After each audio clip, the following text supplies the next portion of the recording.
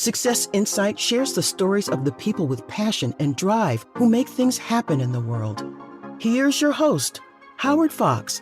Hello, everybody, and welcome back to another episode of the Success Insight podcast. Our guest today is Karin Tischler. Karin is the founder of Emily's Path Consulting. She's a speaker, a researcher, and the host of Job Sharing and Beyond podcast. And I'm really excited to introduce you to Karin because we met in the virtual space. I mean, I learned that Karin was a podcaster. She's a part of a group that we're affiliated with through LinkedIn Local. And I think I may even have exchanged an email with her about podcasting. Either I had a question or she had a question. And so, in the spirit of making new friends, especially international friends, because she lives in and around Vancouver, British Columbia, a beautiful city, which I have actually not been to yet. But I am excited because if I ever do get back to Canada, and I don't have to quarantine for 14 days, I am going to go to a local coffee shop and meet Karin for that cup of coffee. So Karin, without further ado, welcome to the Success Insight podcast. Hi, Howard. Thank you so much for having me on your show. It is really nice to be here. And yes, I do hope that you can come and visit in and around Vancouver and we can meet up in a coffee shop. That would be really nice.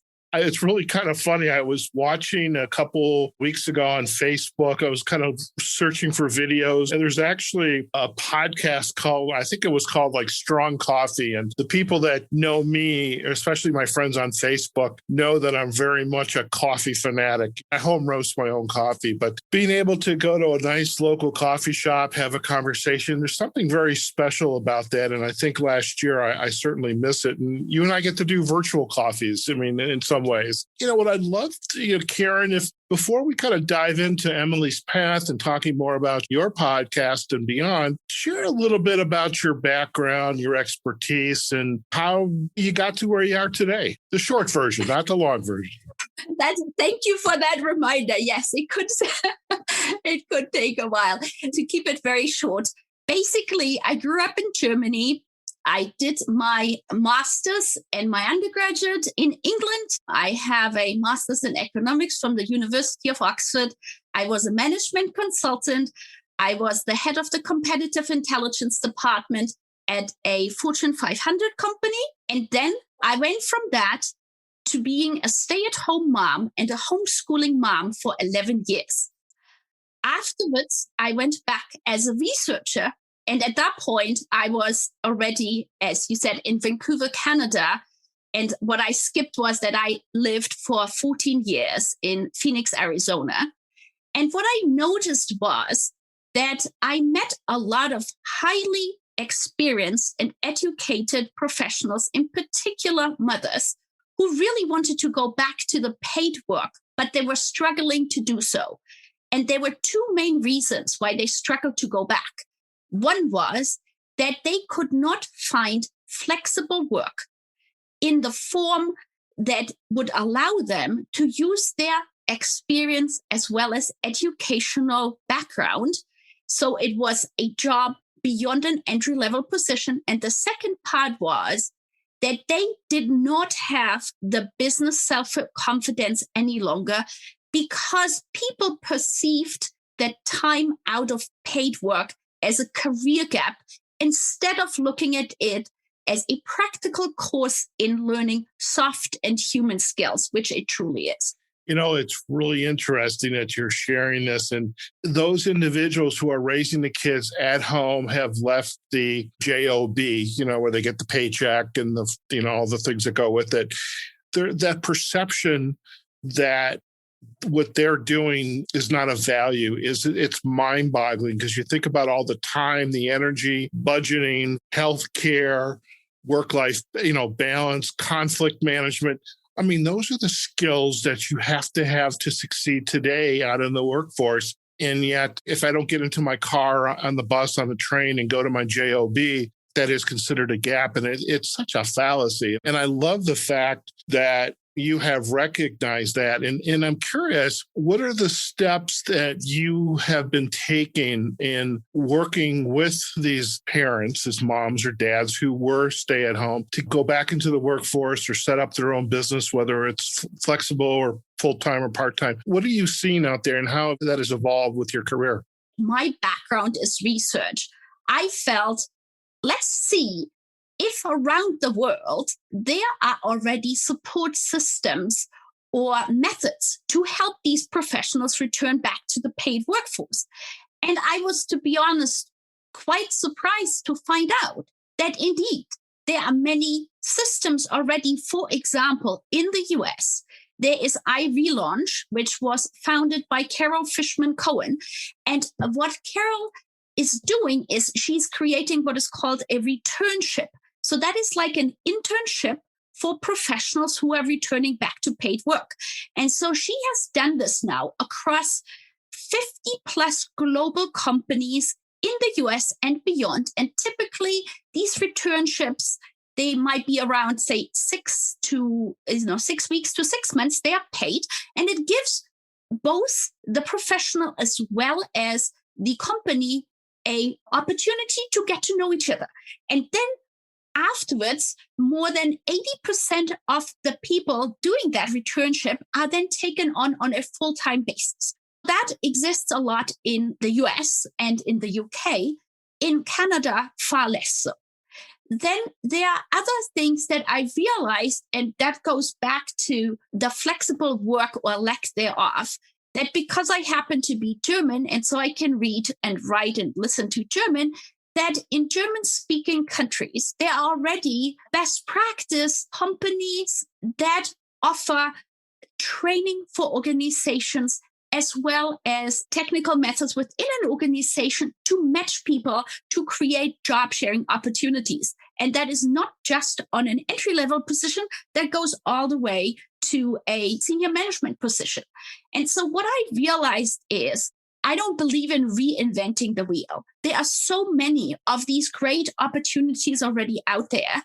So that's really how I came about creating the idea of my podcast, Job Sharing and Beyond, that I'm interviewing these experts from around the world, so far from 12 different countries, about flexible work, about fathers and care. And thank you when you mentioned parent, because to me, that is one of the biggest undervalued aspects. We need to have many more male leaders who are publicly stating that they are doing unpaid care work and that they are doing flexible work. Because in my mind, that is how we get to gender equality and to a change in the gender pay gap faster. Because right now, all is like, how can we support women? But if you only focus on 50%, you're not going to get there, because it's really, while women have been given more support to do more paid work, far less support has been given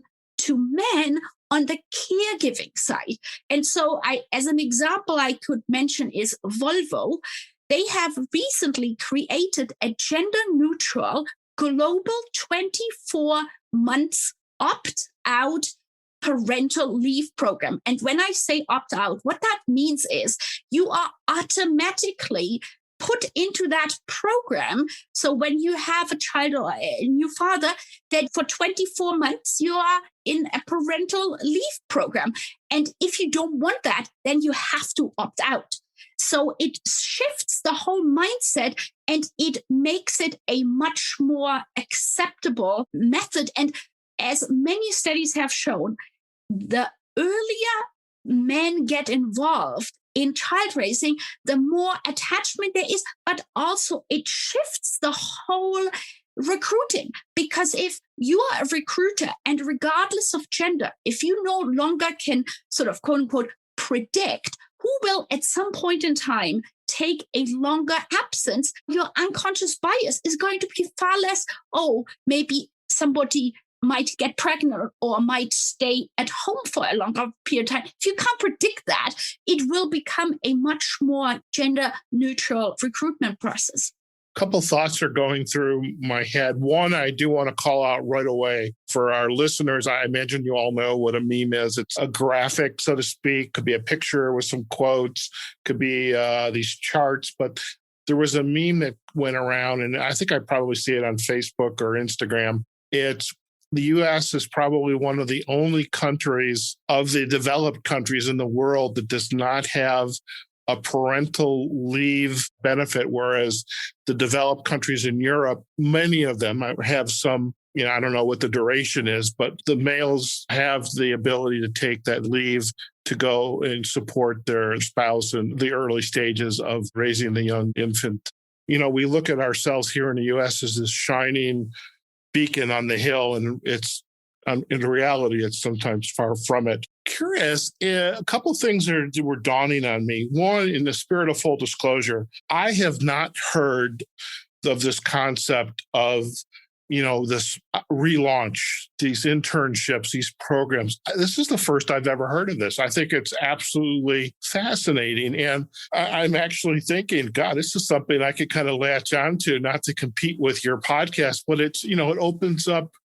I think the idea around Success Insight is to talk to people, companies about their work and why it expands the conversation of what's possible. And when you talked about, for example, Volvo and this parental leave initiative they have, what other companies are you seeing, whether it's in Canada, the US, globally, that have programs around helping the caregiver relaunch into the workplace? I mean, are there many out there? Are they the big logos that you and I would recognize? Are they startups?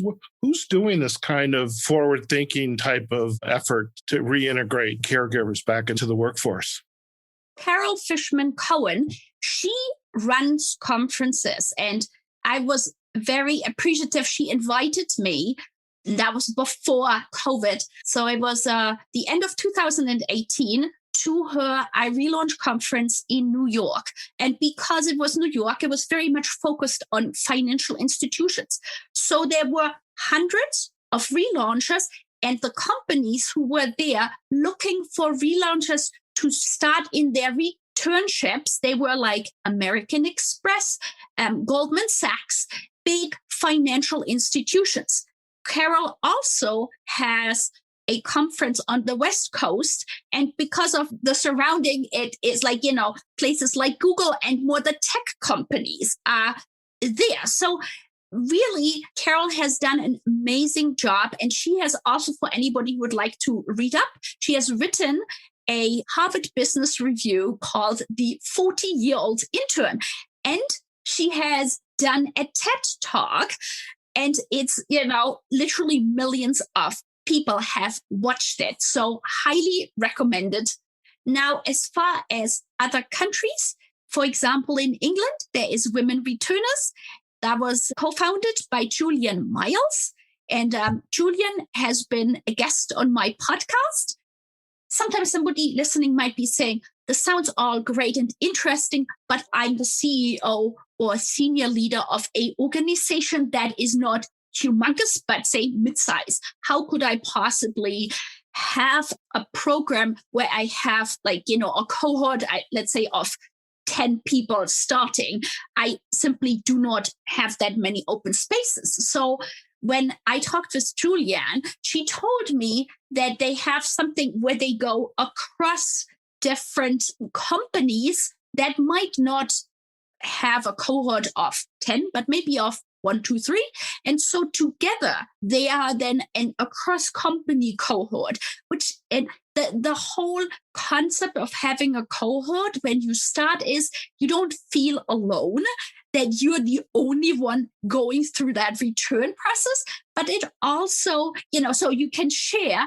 And then also by being part of the cohort, I believe there might be additional coaching going on. And it just, it's just a really cool concept. I love it. And I can guarantee you and I are going to have a follow-up conversation because I would love to meet Carol and just because it's a perfect fit for, Success Insight. A question I'm curious about is, we both care very much about individuals through our coaching and career, how we brand ourselves, whether it's on our resume, on our LinkedIn. What are some of the ahas or challenges that the individual who is reintegrating into the workforce, how are they describing or branding themselves, say on a resume or on LinkedIn? It definitely addresses the gap. Okay, I am working now. I am in this returnship. But how are they describing themselves either on a resume or say like on LinkedIn? Howard, thank you so much for this question, because it's a perfect question. So it was like the end of March of this year that LinkedIn has now an official title called stay-at-home parent, stay-at-home mom, stay-at-home dad, caregiver.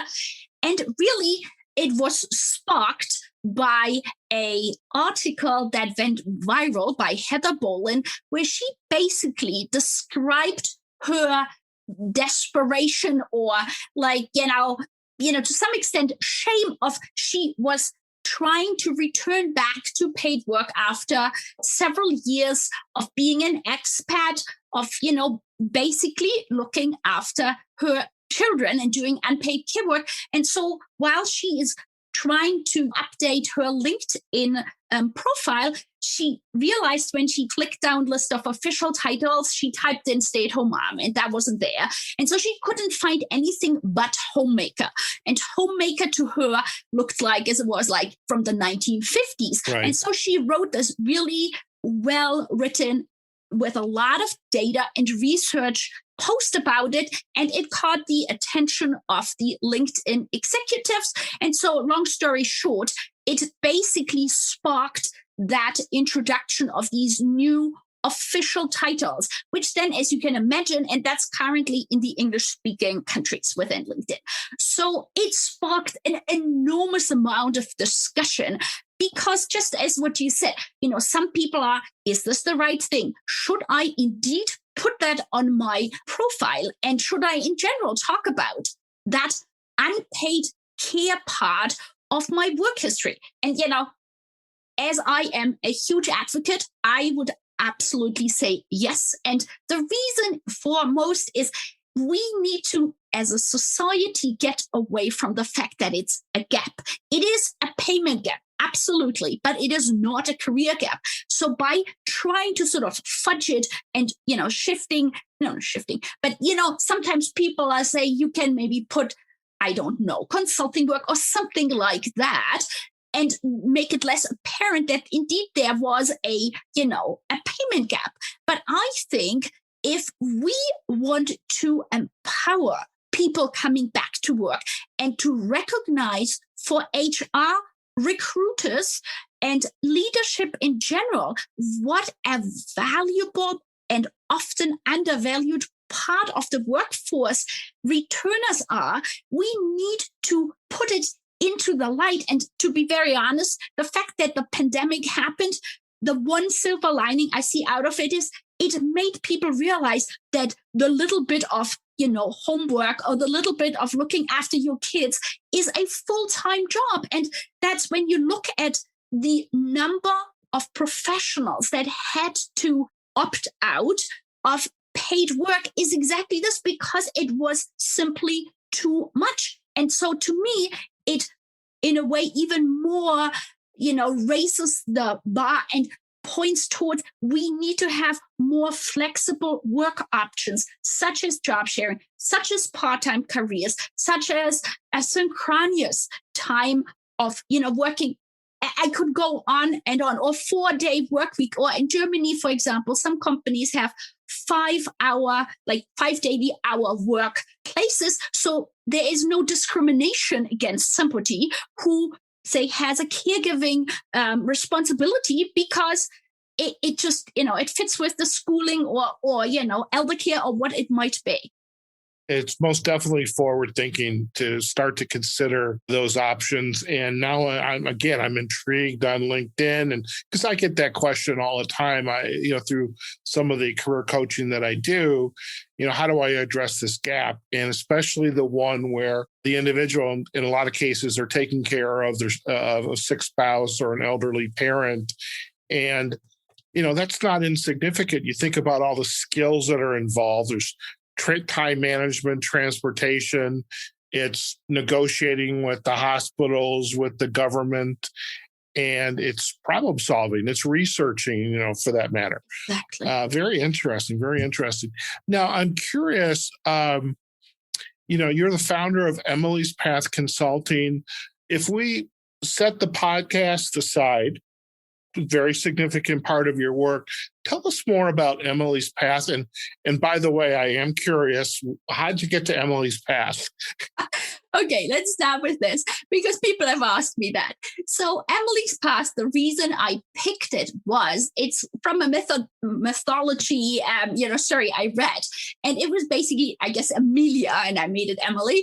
And she was, I would say, a very traditional, upbringing, got married, had children, and life just went along. And at some point, she decided she wanted a change. And so at that story, she decided she's going out hunting and is becoming very independent. And it was a big shift. And so, to be honest, when I first started, I was looking more at the returners that at this point are predominantly female. But through my research and through my conversations and my guests on my podcast, I have learned how important it is to talk with fathers and father advocates around the world, because at the end of the day, male professionals, they can do any type of care work just as well as women. And while, often advertising stories and books, etc., will suggest otherwise, that's just not true. And that's yet another thing I feel very strongly about, that we need to early on start a stereotype-free environment that starts in children books, like in Germany. There's a children book that particularly emphasizes that, for example, there are female firefighters or male carers to do that. And I think that's really critical as far as the rest of my consulting, Emily's Path Consulting. So what I really try is to get in front of people and speak and make people aware. And so, for example, next week, and now I don't know when the podcast will be uploaded, but I am talking at Society for Human Resource Management. And so what they have, for people who don't know about that, they have a challenge cup, which is called Better Workplaces Challenge Cup, where they are basically having organizations pitch for innovative type of HR and company solutions. And so I will be talking there about job sharing and, present an overview for people, because when I attend HR conferences or talk to HR people, I have to admit, I was surprised how few had ever heard about job sharing. And what is really surprising, because again, I speak German. So while I read so much about job sharing in German speaking, on LinkedIn and everywhere else, it's really that it started in North America. And one of the guests I've had on my podcast was Professor Frank Reed. He co-authored a book about job sharing 40 years ago here in Canada. So it's not a new concept, but it's, in my mind, what Professor Reed shared, and what I believe is people look at it too myopically, as in, well, this might require somewhat more of, like more costs upfront or more bureaucratic setup. And maybe in some cases from a technical perspective, because you might have to have 2 logins, etc. So there might be a few little challenges. But what people tend to forget is, if you look at it on a long run basis, you are setting yourself up as an industry leader. You are having a reduced turnover rate. Therefore, you have far fewer training costs, recruitment costs, and people will talk about you. Like, for example, I tend to use SAP Germany as one of my favorite best practice examples. And why? Because every management position there has to be written out as a job sharing opportunity. And if there isn't a second person that could be found, it is possible to do this also on a part-time basis. And, that really helps people who need or want a more flexible work-life, balance or integration, however you want to call it. And what I want to point out is that people tend to think of job sharing, if they have heard about it, often as the quote unquote, the mommy track. And it couldn't be further from the truth, because I've interviewed a male professional in the UK. He is leading a team of up to 200 people with his job sharing partner. And he said the reason he likes job sharing is because it makes him happier. It makes him a better manager. And also it enables him, for example, to do volunteering work, to do more education. He's, taking a course. So it helps everybody. It allows people to come up with more innovative solutions when they basically bounce off ideas with their job sharing partner. So like in Switzerland, for example, there are job sharing partners across languages. How else could you have that you are able to be not just completely fluent in another language, but have that cultural understanding and awareness? And then going even further, as we are having people work longer, live longer, instead of going from 100% working to zero, job sharing is an opportunity to basically, for somebody who is maybe 5 or 10 years out from retirement, to work fewer hours, but have a chance to pass on her or his knowledge to somebody who might be younger and learn maybe something technical from the person who may have more technical skills but less life experience. So, I could go on and on. There are so many opportunities. Yeah, and it's very innovative. It lays the groundwork for chipping away at these biases that we have. That it's not just the mommy track, but it's for everybody. And there's good business reasons why we would want to embrace this. And I'm thinking too, in the US here, the organizations, that doesn't matter what size they are or industry, but the ones that have an exceptional culture, that they demand good, they're demanding in terms of the work and performance, but then they also provide a lot back to their staff in developing their full potential.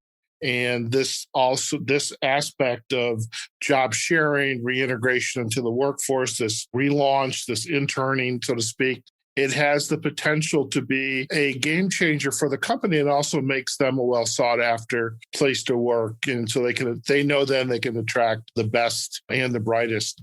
Karin, I'm curious, as we come down towards the end of our episode today, as you kind of look back, you were at the University of Oxford and you majored in, economics. I've been to Oxford once. I watched a lot of Inspector Morse, so that's my familiarity with Oxford. But as you kind of look back at the trajectory of your career, what surprises you most about where you started and where you're at today? That's a really, really good question. To be very honest, from my master's course in economics, the majority of the people went into 3 different career paths. One was management consultant, where I ended up. It was investment banking. And the third was going on to do a PhD. And I really feel I was just sort of marching along in what I believed is the typical career.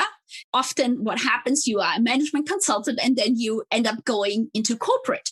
But I think having had children and then homeschooling them for many years was really not something I had ever thought about, because, in Germany, for example, homeschooling is forbidden.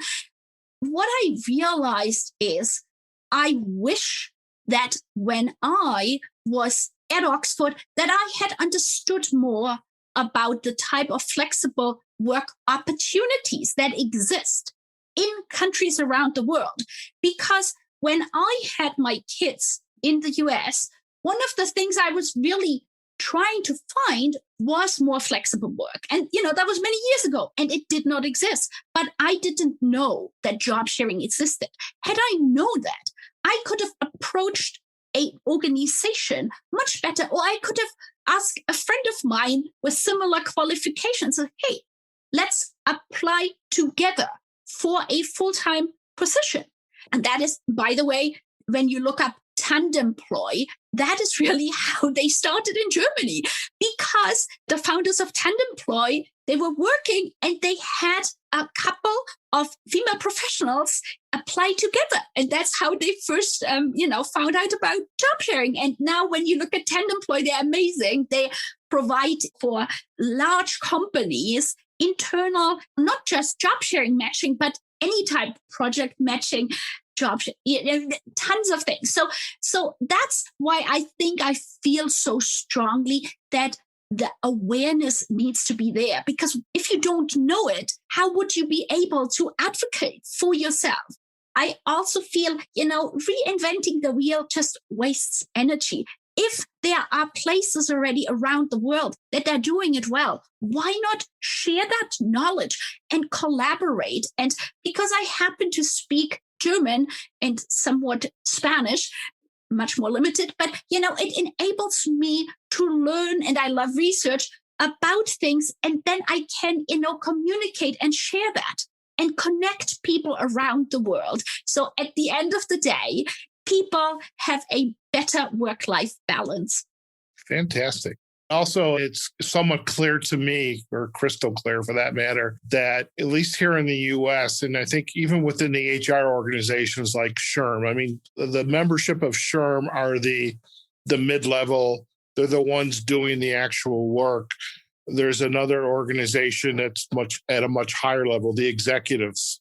But somehow it's either there has to be a groundswell at the bottom that percolates up to the top, to the HR executives, and then to the senior leadership, that this shouldn't be thought of as an exception, job sharing, tandem, part-time, permanent part-time, but it can be an acceptable alternative rather than an exception that we just don't have the energy, the funds to navigate around. Because I could think of that being an easy excuse. In fact, it's too easy of an excuse, and it just perpetuates the bias. And so it takes organizations, it takes advocates like yourself and the Julian and Carol to really keep chipping away at these biases and percolating that message up into the upper echelons of the organization to say this is a viable way for us to continue to thrive and be a well sought after place to work. So truly appreciate the message today and, the work that you're doing, your advocacy for, as you say, job sharing and beyond, and your podcast, and you're doing some wonderful interviews as well. Karin, if our listeners would like to learn more about you and your work, where are the best places for them to go? Well, I'm pretty much everywhere in social media, so you can basically look for Karin Tischler. And then my website is Emily's Path, and it's .ca, as I'm here in Canada. And one pitch I also would like to make is, if you want to learn more, one of my guests was Tina Bruno, who is from Sweden. She is actually speaking at it's a UN Women event next week, and she is interviewing Katarina Madsen, who is with Volvo. I believe she's the head of D&I at Volvo, and Volvo is one of the parent smart employers, because basically Tina talks and shares and teaches organizations about these transferable skills that come from unpaid care work. So I highly recommend for anybody wanting to learn more to tune in that event next week. I'd love to be able to promise that, just given the timing of when this podcast will be published. But what I would love, if you could, perhaps share Tina's social information. We'll put that most definitely in the show notes. And that way our listeners can have a link back to view that information as well. So I would appreciate that. And most definitely, Karin will provide a backlink to your website, emily'spath.ca. And I know you're, like you said, like me, we're both prolific on social sites. So we'll provide the backlinks to LinkedIn, Facebook, Instagram, and Twitter for you as well.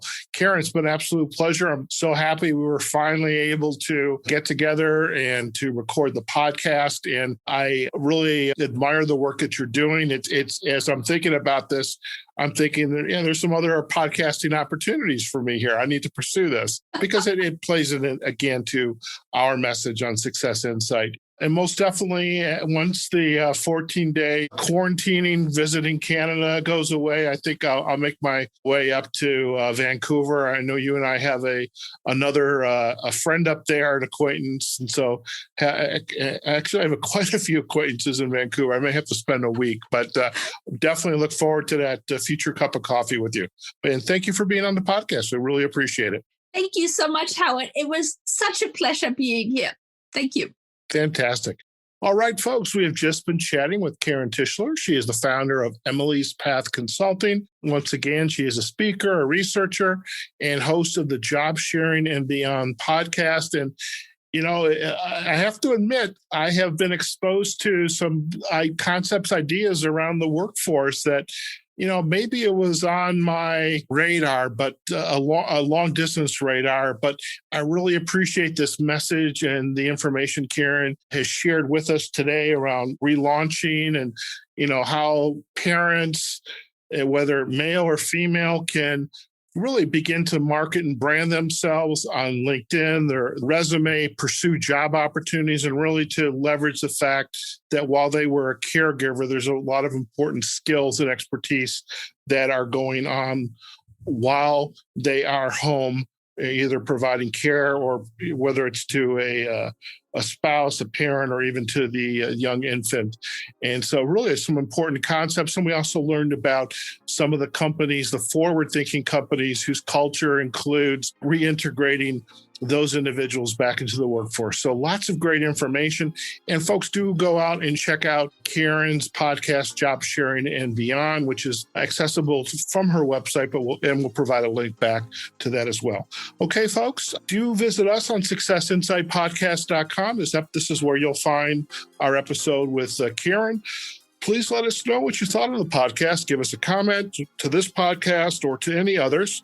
You can also find us on the podcasting platforms, iHeartRadio, Spotify, Pandora, Apple Podcasts, Google Podcasts. In fact, this episode will be on our coaching and consulting playlist on Spotify. So you can get all of our coaching and consulting episodes there on Spotify.